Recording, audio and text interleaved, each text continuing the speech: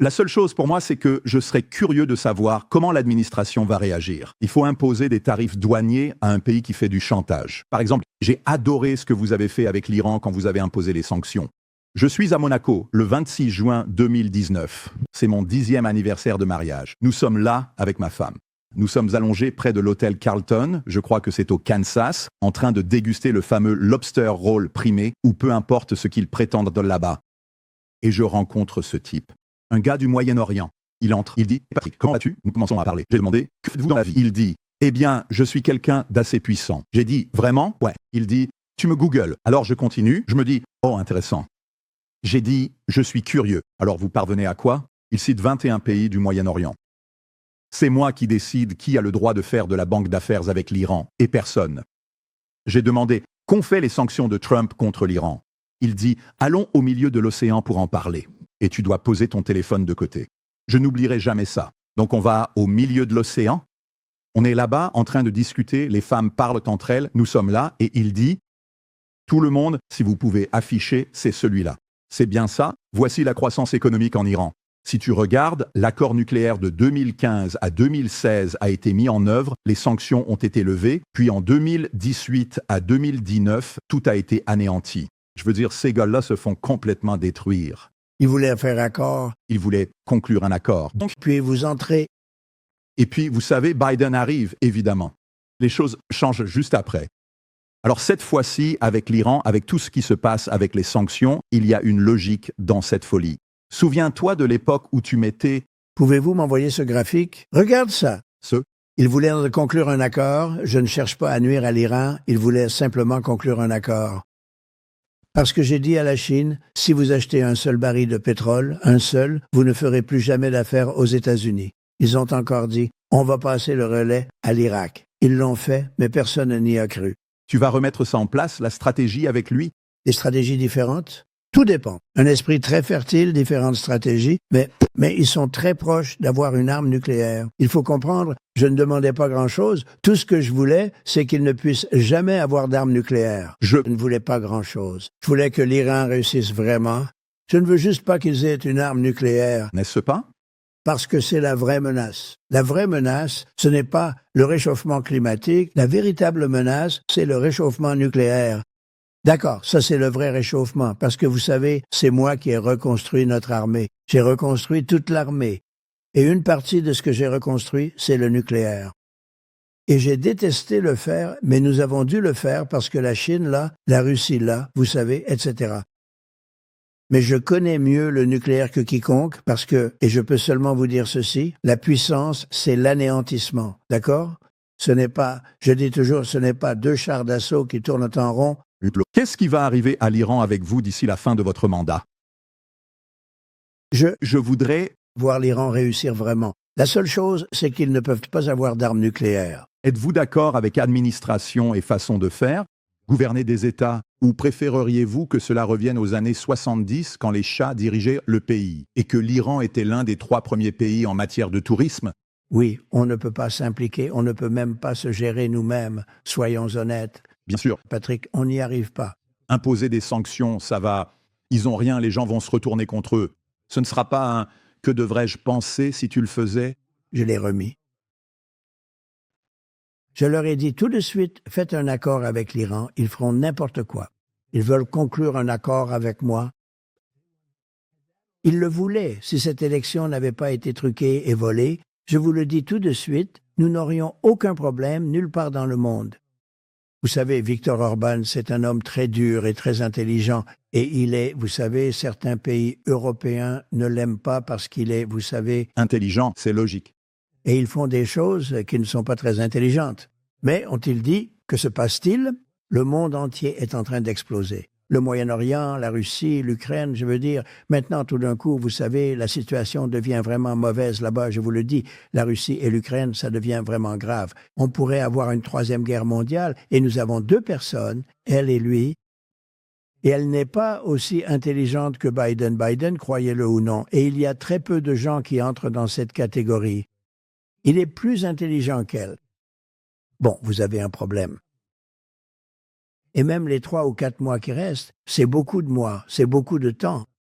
Vous pourriez déclencher la Troisième Guerre mondiale avant même que je prenne mes fonctions, même si je le faisais. Ma question est, La place qu'occupe ce pays dans le monde est gravement menacée. Mais vous savez quoi? Victor Urban a-t-il dit. Si Trump revient au pouvoir, tout est réglé. Il a dit, sous sa direction, nous n'avions ni guerre, ni problème. Il a alors utilisé l'expression « ils avaient peur de Trump ». Je ne veux pas utiliser ce terme, ils me craignaient. Il n'avait-il déjà les faire. Et cela incluait la Russie. N'oubliez pas, il disait « oh, je suis si proche de Poutine, bonne relation avec Poutine ». J'avais une bonne relation avec le président Xi, mais qu'ai-je fait à Poutine? J'ai mis fin au pipeline qui allait vers l'Allemagne et dans toute l'Europe. Le plus gros projet qu'ils aient jamais eu, c'est ce pipeline qui traverse toute l'Europe. Je l'ai annulé. Pensez-y. Vous pensez que c'est une bonne relation? Non.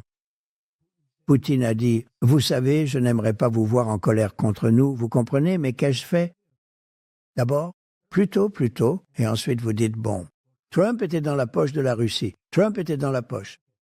J'ai mis fin au plus gros projet qu'ils aient jamais réalisé, un projet qui rapportait plus d'argent. Biden arrive et qu'est-ce qu'il fait? Il l'approuve, il le laisse avancer. C'était mort, ça n'allait jamais se faire. Il a laissé faire. Et qu'a-t-il fait d'autre?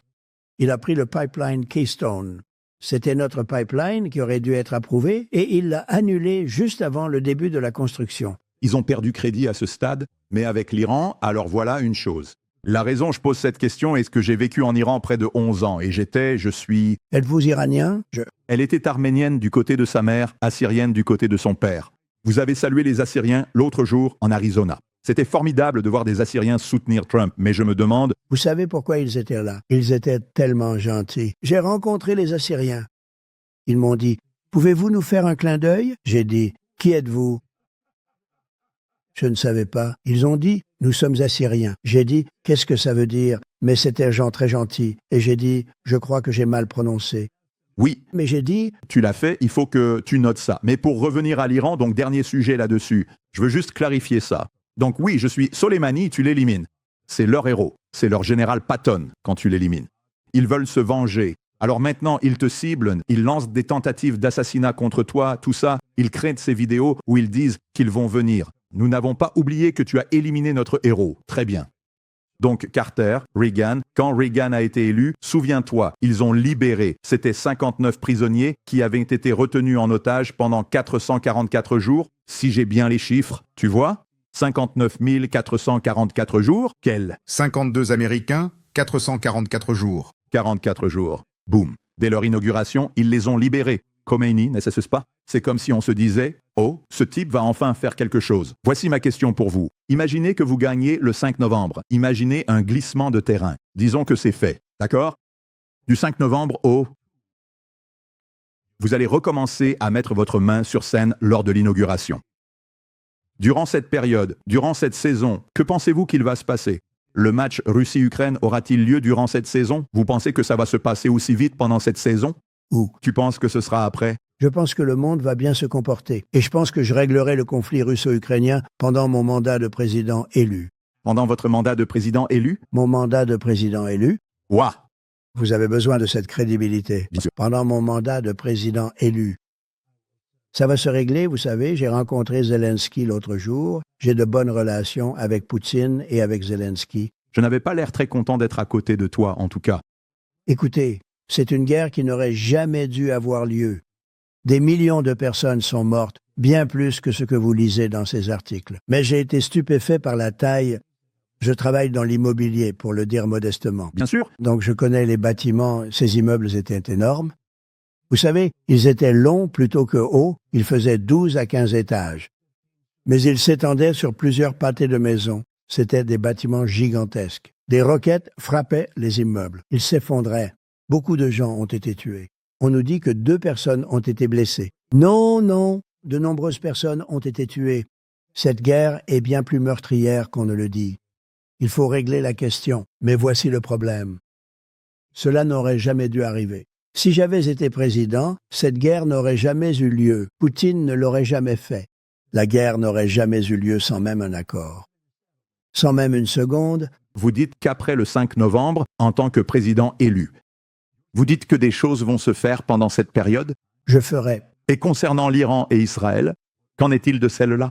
Eh bien, cela dépend. Il se passe maintenant. Nous allons... Voir ce qui va se passer. D'accord. Celle-là est très intéressante et elle l'est devenue encore plus parce qu'Israël n'a pas écouté Biden et a fait ce qu'il voulait faire. Ils se sont mis dans une position assez forte. Je veux dire, soyons honnêtes. Qui aurait pensé que cela allait arriver? Tout le monde avait très peur de l'Iran. Ils ont moins peur de l'Iran maintenant. Ce qu'ils ont fait au Hezbollah et au Hamas. Si vous regardez... Ça, ils ont éliminé tout le monde. Je veux dire, les messagers... Histoire avec les messagers... N'est-ce pas? C'était à partir des messagers parce que c'était de vos dirigeants. Je veux dire, c'était les chefs. C'était comme 2000 d'affilée. Et le gars qui l'a remplacé, ils l'ont éliminé aussi. Car personne veut ce job.